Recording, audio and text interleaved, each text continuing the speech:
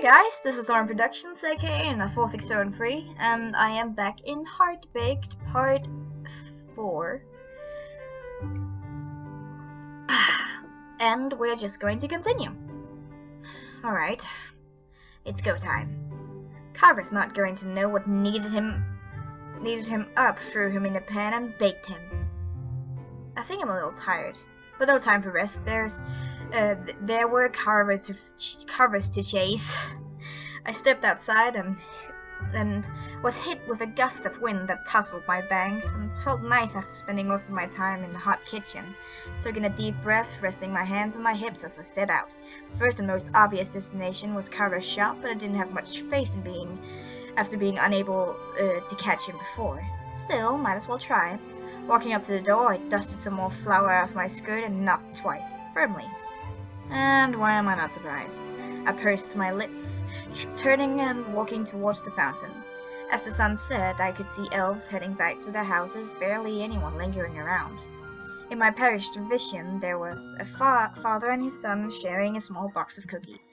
The box was from my pastry shop, but I couldn't help but think of the pointy-nosed guy from earlier. I know that Carver was a skilled pastry chef. If I was to be totally honest, I might even say we're on the same level. Just not just anyone is chosen to honor the pastry god, despite someone who might think my grandmother gave me her title just because we're family. I shook my head, ridding it of the thoughts that wanted to linger like cotton candy sticking inside my skull. That is a gross image. It doesn't matter. I'll prove to myself and everyone that one day I'll be just as good as Grandmother Ginger. Maybe even better. And I just need this hard-baked cake to prove it. Determined, I headed towards Carver's house. The little sunlight left filtering through the trees reflected faintly off the peppermint bark. And I slowly slowed my eager pace, taking a second to appreciate the serene atmosphere. Ugh, it was so weird that someone like Carver lives here. He was the exact opposite of serene. I can only imagine what his grating voice would do to a scene like this. But his voice is fabulous. I hadn't even reached Carver's house before I saw a spot of magnesia lying in the licorice grass. I almost looked like he was napping. Weird. But now's my chance. I sucked in a breath, gathering my courage and resolve, and sauntered over. I tripped over a gumdrop rock, stumbled, cursing under my breath. Carver opened his eyes, looking over and spotting me immediately. He sat up, an aggravated look on his face. Oh, great. Well, that wasn't all sunshine and cupcakes seeing you either, mister. I bit my tongue, forcing a smile. Hey, Carver. Vanessa, please tell me you've come to your senses. Of what little you had in the first place. Oh boy, he was making me look forward to finally getting my hands on that sweet heart-baked cake even more. I'm glad I found you. I had something I'd just been dying to tell you. I walked closer to where Carver sat, and he leaned away from me, not too subtly. Can't you just tell me from somewhere not so close? I don't want to catch your crazy. I'd show you crazy. Are you one of my delicious apple pies? Because you're so sweet, I just want to eat you. Stop. Are you threatening me? Because frankly, you've done better. Okay, calm down. Taking a deep breath, curling my hands into fists. Carver. I ground out through gritted teeth. I was barely able to say this crap out loud. I was going to get this shortcake, stupid heart. Shortcake! Shortcake! It's a shortcake!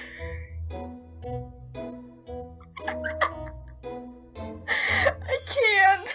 Oh no!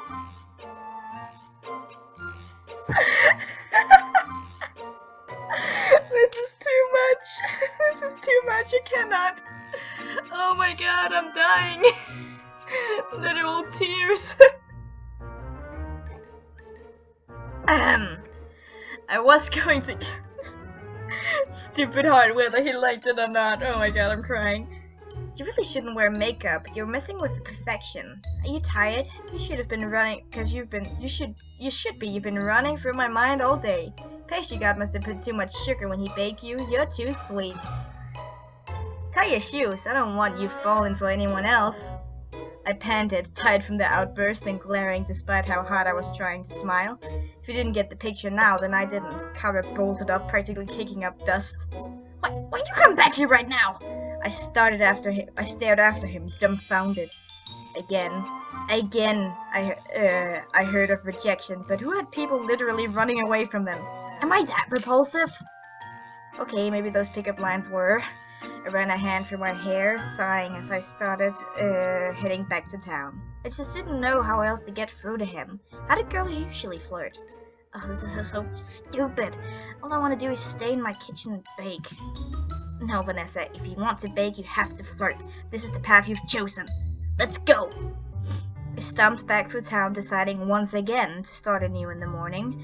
I only had a week left before the festival. I had to get Carver's heart before then. I glitched. I literally glitched. In my fury, my eyes found and lingered on Radley's house. It wasn't much help earlier, but Radley was a member of the male persuasion. I mean, so I've heard. This girl is like literally the queen of sass. I love her. She's such an amazing protagonist.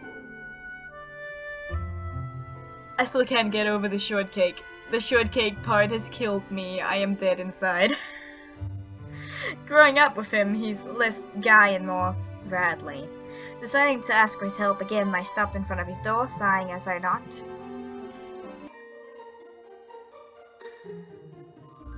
Vanessa?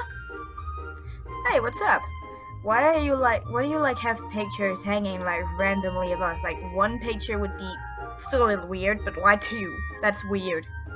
I didn't wait for an invitation, pushing my way inside and flopping down on one of the cushions next to the table. Hey Sugar Bun, what's up? You don't look so good. Radley, how to put this? What do you find attractive in girls? Radley went quiet and I sighed. I knew this sounded like a weird question, but admitting it would seem weirder. Well, there's Radley. There wasn't much I didn't tell him. I'm trying to get Carver to like me. What? Yes, I know, it's Carver, but I don't... Why, Vanessa? That was a very good question. I really like him. That sounds like I can feel the pain in those words. We are going to save because I am on page 2. Here you go. Yeah. Thank you. Return? Tell the truth. Well, just gonna have to find out sooner or later. Well, so that's his cake. I'm startled by Radley's sudden burst of laughter and I stare at him frowning. What? Heartbaked. What? How did he know? You left your recipe book lying around and I saw the page. I didn't really think you were actually going to try and make it though. Oh man, you're gonna try and get his heart for the cake, right? I can't wait to see the look on his face when he figures it out. Yeah. This is gonna be so much fun. You're gonna let me help you. Okay, he's getting way too excited about this. It does feel good to get my mission off my chest and talk to him about something like this, but I stare at Radley as he rocks back and forth on his cushion, giggling to himself. He would ruin the whole thing for sure. Radley's great and all, but he's not the best in a situation that requires a delicate touch. I mean, I barely am myself. No, I'll just figure this out myself. Aw, come on, it'd be the best prank ever. My lips twitched up at his enthusiasm, but I shook my head. No, I think I gotta do this myself. Thanks, Rats. I stuck around for a little while and really did change the subject, not wanting to think about my currently failing project. Radley and I spent some time goofing off before I headed back to my house so I could wake up early to bake. How to win Carver's heart. I never spent much time thinking about boys. This whole dating thing was way harder than I thought it'd be. I sighed as I wiped down the kitchen counter one last time and a yawn escaping my lips. I'm ready for bed. I blinked upon hearing the door to my shop open, my eyebrows raising. Who could it possibly be, at this hour? I poked my head out and immediately my expression flattened into one of irritation. It's that shepherd boy again. Pastry, God give me strength. Pardon me, ma'am. I glared at the man marching out into the shop with hands on my hips. Look, mister, maybe you can't read probably, but we're closed. I told you yesterday. But the door is unlocked. And besides, I'm not here to purchase your tasty-looking confections at this time. I don't care what... In actuality, I've come to ask if you're perhaps searching for employees. You couldn't possibly be serious. I wanted to cry just thinking about it. This weirdo working in my pastry shop, his sheep trotting around, eating all the samples, his muddy footprints all over the floor and dirt on display case. Ah! It was way too horrifying. Feeling like Radley, I shuddered, quickly shaking my head. Absolutely. Suddenly inspiration struck me. Aside from there was no one in Owen's descent who would ever hire this guy. I already had an employee. Radley might be a German freak, but he worked as hard as 5 men. However, there was a certain other pastry chef in this village who worked alone. Why, my dear Benjamin. That was his name, right? Unfortunately, I'm not hiring right now. I just don't have the money to add someone to the payroll. But there is someone that is. Carver's Bakery, you can't miss it. It's the only other pastry shop in town. Oh. Well, that's good news. Thank you for your help, miss. I don't think I caught your name. He is strangely adorable. Like that smile, I was slightly enchanted right there. He is maybe what you would call a cinnamon roll. Too precious for this world. I am sorry. I will see myself out. It wasn't like I was written right on the sign outside or anything. Vanessa, Amy, you've done a great service today. Right. Now if you'll excuse me, I was just heading to bed. I will not forget this kindness you have paid me. Sure, bye now. The giant elf nodded his head to me and then walked off, sheep in tow. Tow? I let out a sigh, heading back to my room for the night. Okay, I was running out of time. I had got to get Carver to at least go on a date with me by tomorrow. I'd wasted 2 entire days doing nothing but terrifying him, apparently.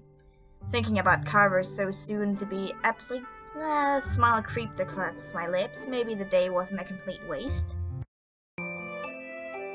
Did it go up? I can't see if it did.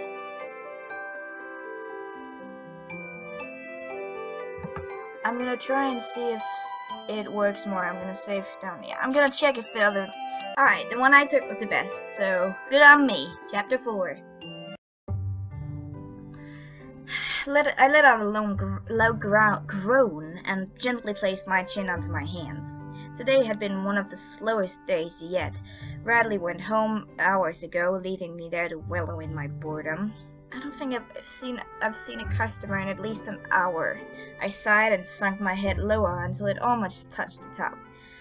I looked outside to see the sun setting. A small amount of light was made its way through my window, though most of it was hidden behind the houses across from my shop. I should just close.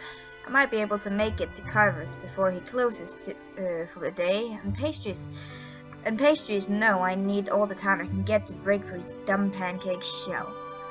Alright, ging! I build up my motivation and skipped to the front door. You're going to march over to Carver's, and you're getting a date no matter what.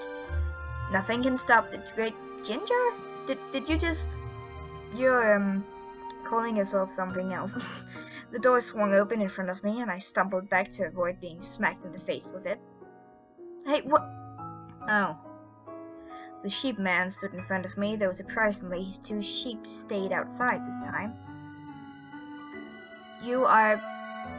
My name is Vanessa, though. But yeah, I made you a gift as thank you for telling me about the possible job yesterday. He held out a mangy-looking box, and I frowned. I grabbed it from him anyways and looked up to him. He was smiling, as if he'd been a little more energetic. He would have reminded me of Bradley with the way he was moving around. Was he really that excited? I opened the box to see something. I have to end the episode here. I'll see you in the next one. Bye.